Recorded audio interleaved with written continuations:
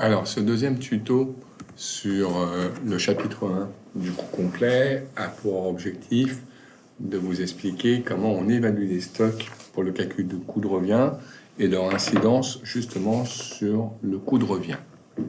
Donc, dans un premier temps, on va parler de la manière dont on évalue les stocks et surtout ce qui nous intéresse comme information lorsqu'on calcule le coût de revient d'un produit. Donc, dans un premier temps, évidemment, on va parler du stock de matières premières puisque c'est le stock qui nous est utile pour fabriquer nos produits. Donc, l'objectif, c'est de déterminer en fait la consommation de matières premières qui sera utilisée pour la fabrication de notre produit, donc pour la production. Donc, on a le stock en début de période, ça il vous sera toujours donné, hein, c'est le stock initial, c'est le stock de matières premières que nous avons en début de période. Et puis au cours de la période, eh bien, on réalise des achats. Donc c'est les achats de matières premières qu'on a réalisés pendant la période. Et contrairement à ce qu'on avait vu jusqu'à présent, cet achat de matières premières, c'est pas spécialement celui qui sera utilisé pour la consommation de matières premières nécessaires pour fabriquer le volume de production que l'on désire réaliser. Donc en fait, nous comparons maintenant le stock initial plus les achats de matières premières au stock final, le stock à la fin de la période, et la différence entre le stock initial plus les achats de matières premières de la période, moins le stock à la fin de la période, permettra de déterminer la consommation de matières premières qu'on a utilisée pour la production. Donc je répète, et c'est important, la consommation de matières premières est différente de l'achat de matières premières, puisqu'il est probable qu'on consomme plus ou moins par rapport au montant des achats. L'objectif, après, c'est de déterminer le stock de produits finis. Alors, la différence avec le stock de matières premières, c'est que le stock de produits finis a pour objectif de déterminer le volume de production, c'est-à-dire le nombre de produits finis que nous avons fabriqués au cours de la période. En termes de méthode, on va utiliser la même méthode que pour les matières premières, c'est-à-dire qu'on va partir d'un stock en début de période de produits finis, c'est-à-dire le stock initial. On va ajouter à ce stock initial la production de la période, c'est-à-dire l'ensemble de la production que l'on a fabriquée pendant la période, et on comparera donc le stock initial plus le volume de production de la période au stock à la fin de la période, qu'on appellera le stock final de produits finis. Et encore une fois, ça nous permettra de déterminer la production vendue. Et comme pour les matières premières, on peut vendre plus ou moins par rapport à ce qu'on a produit. C'est-à-dire que la production vendue peut être différente de la production de la période. Donc voilà, il faudra tenir compte de cette information-là pour déterminer après le résultat, le bénéfice ou la perte réalisée par l'entreprise, qui sera la comparaison entre le chiffre d'affaires, c'est-à-dire les ventes, et la production vendue, et non pas la production de la période. Voilà. Donc, pour évaluer ces stocks, le plan comptable et la gestion générale proposent 3 types d'évaluation. Donc la première, c'est d'utiliser la méthode du coût unitaire moyen pondéré fin de période. C'est la méthode la plus simple à mettre en œuvre et on va la voir tout à l'heure par un exemple. L'autre méthode possible, c'est aussi de faire encore une moyenne, le coût unitaire moyen pondéré, mais alors là c'est un peu plus long parce qu'on va le faire après chaque entrée, c'est-à-dire après chaque achat, on recalculera l'évaluation du stock. Et puis enfin, la dernière méthode, c'est la méthode du premier entrée, premier sortie, dont dans les initiales ça fait PE, PEPS, ou en anglais on dit First In, First Out, FIFO, qui est en fait une méthode qui est souvent utilisée pour les produits périssables, parce qu'on sort du stock les produits qui ont été les premiers entrés dans le stock. Donc c'est souvent pour des produits qui perdent rapidement de la valeur qu'on utilise cette méthode d'évaluation des stocks. Alors, je vais vous expliquer un petit peu les 3 méthodes par le calcul en fonction des exemples que vous avez dans votre cours. Donc premièrement, on va utiliser la méthode du CMUB fin de période et on va reprendre l'exemple de votre cours. Donc dans votre cours, j'ai pris l'exemple d'une entreprise qui avait acheté au cours du mois le 5 janvier 600 kg à 5 € et qui avait encore acheté une deuxième quantité de 1100 kg le 18 janvier à 5,40 € le kilo, c'est ça. Le stock initial de l'entreprise était de 200 kg qui était valorisé 1130. Donc 1130, c'est pour être 200 kg. Et au cours de la période, l'entreprise a consommé de la matière première de la façon suivante. Elle a consommé 60 kg de matière première le 3 janvier, 500 kg le 12 janvier et 1290 kg le 25 janvier. Vous voyez que la période ici, c'est le mois de janvier.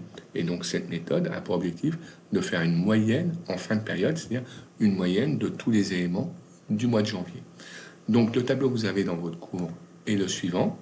Ici, vous avez en fait, dans cette fiche de stock, parce qu'on appelle ça une fiche de stock, deux grandes informations, les entrées ici, et les sorties à côté. On commence toujours par gérer les entrées. On commence toujours par mettre le stock initial. Donc, comme on l'a vu précédemment, le stock initial est en quantité de 200 pour un montant total de 1130. Et puis, on rajoute les achats du mois. Parce que les achats, c'est une entrée en stock. Donc, les achats du mois. Et là, j'ai mis 1700 kg pour 8940. Alors, ils ne sont pas visuellement donnés comme ça dans votre énoncé. Mais pour ça, il fallait faire un léger calcul en faisant 5 euros x 600 pour les premiers, plus 5,40 € fois 1100 kg pour le deuxième achat du 18 janvier, ce qui représentait en tout 8 940 €.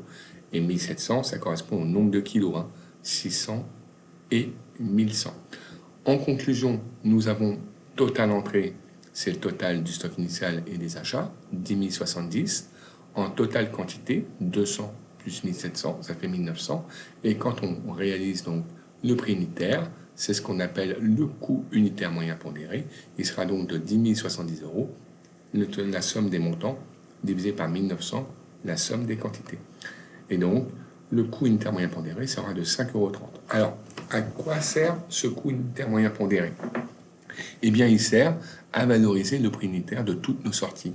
C'est-à-dire que là, dans mon exemple, nous allons consommer 1850 kg de matière première, qui correspond à 60 plus 500 plus 1290, et à combien on va valoriser ces 1850 kg qui ont été donc sortis pour fabriquer nos produits. Eh bien, on va les sortir au coût unitaire moyen pondéré qui est de 5,30 €, ce qui correspond à 9 805 €. Et conclusion, par différence, eh bien, le total des entrées était de 1900, nous en consommons 1850 pour notre production, le stock final est donc de 50, lui aussi valorisé au coût unitaire moyen pondéré. Ce qu'il faut retenir de cette méthode, c'est la façon dont est calculé le coût unitaire moyen pondéré et son utilisation, parce que toutes nos sorties sont valorisées à ce coût unitaire moyen pondéré. Voilà pour la méthode du MUP fin de période, et c'est celle qu'on utilisera le plus ensemble pour nos futurs exercices. La deuxième méthode, c'est un peu la même logique. On va aussi faire une moyenne, un coût unitaire moyen pondéré, mais au lieu de le faire à la fin de la période, on va le faire après chaque entrée. Donc c'est une méthode qui demande un peu plus de rigueur. Je reprends le même énoncé. Donc ça, c'est le même énoncé que celui qu'on a évoqué sur le diaporama d'avant. Et cette fois, par contre, je vous montre le résultat. Alors, ma fiche de stock ici, elle est valorisée. J'ai mis 3 couleurs différentes pour bien vous montrer qu'il y avait vraiment 3 parties importantes dans cette fiche de stock. La première partie, ce sont les entrées en stock. La deuxième partie, ce sont les sorties en stock. Et la troisième partie, c'est la valorisation du stock. Et là, en fait, on va, à chaque fois qu'on a une entrée, changer la valorisation du stock. Donc, reprenons un petit peu pour comprendre comment fonctionne cette fiche de stock. On indique dans un premier temps le stock initial. 200 en quantité, valorisé à 1130 €. J'ai fait la moyenne, ça fait un prix unitaire de 5,65 €. Le 3 janvier, j'ai une entrée en stock de 600 kg. Non, excusez-moi. Le 3 janvier, j'ai une sortie de 60 kg. Okay, et je la valorise, cette sortie, à la valorisation de mon stock, à 5,65 €. Ce qui correspond donc à 339 €.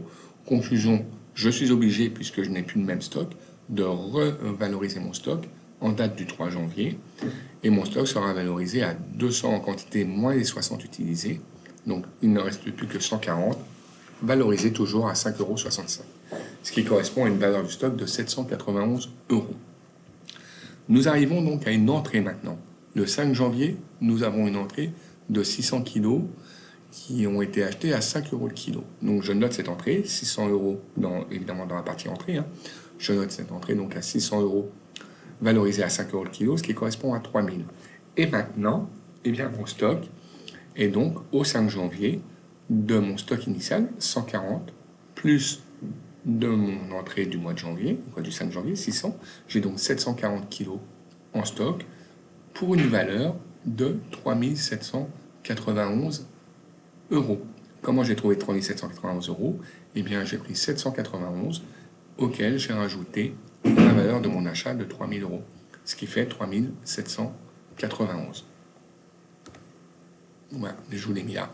Et donc, maintenant, ça me permet de déterminer aussi le coût unitaire moyen pondéré après une entrée, donc après cette entrée du 5 janvier, et mon coût unitaire moyen pondéré est maintenant de 5,12 euros en faisant 3 791 divisé par 740.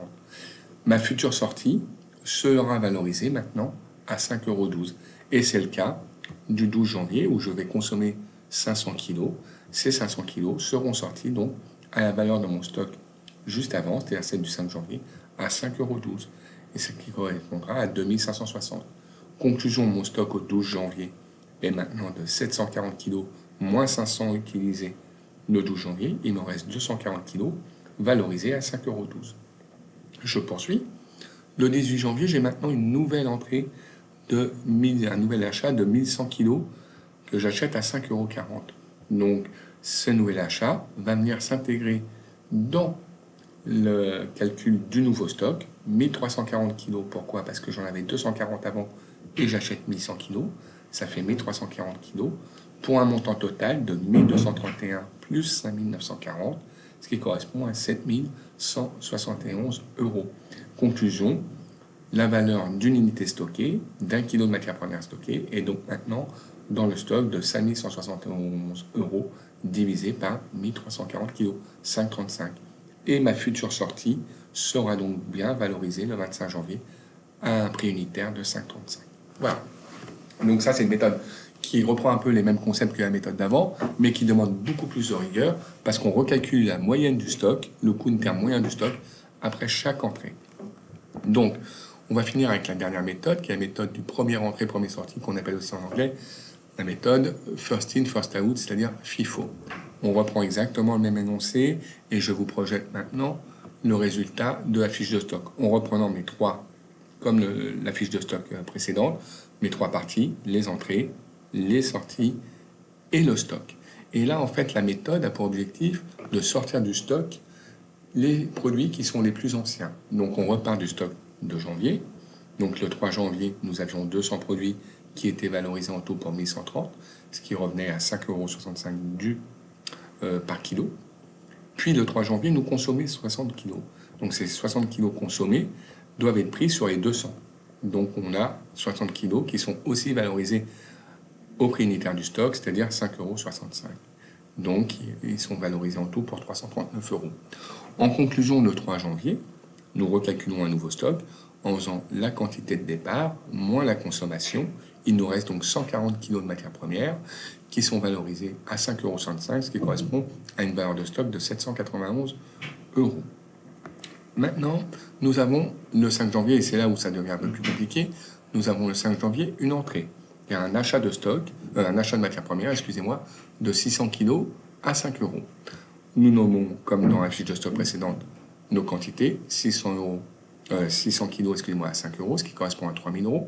Par contre, il est totalement hors de question de faire une moyenne. On ne fera pas la moyenne pour la valorisation du stock. On va donc avoir deux lignes de stock. Le stock d'avant, valorisé à 5,65 €, les 140 kg valorisés à 5,65 €, et notre achat, qui est de 600 kg, valorisé à 5 €. Nous sommes obligés d'avoir deux lignes de stock parce que nous n'avons pas la même valorisation du stock et des achats. Je vous rappelle que le stock est valorisé à 5,65 € alors que l'achat était valorisé à 5 €.